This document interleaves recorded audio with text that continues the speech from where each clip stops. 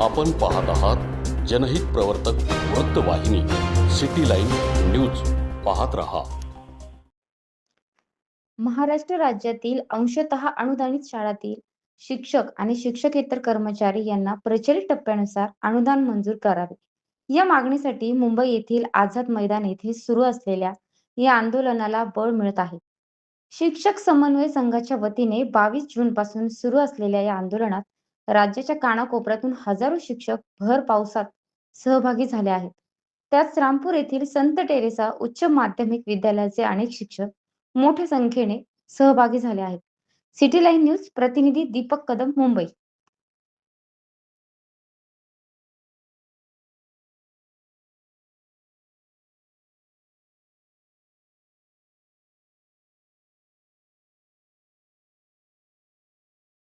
लोकांसाठी, लोकक्रांतीसाठी जनहित प्रवर्तक बनलेले निर्भीड, निपक्षपाती web portal, YouTube channel city line news like करा, कमेंट करा, सबस्क्राईब करा, बेल आयकॉनवर दाबून शेअर करायला विसरू नका.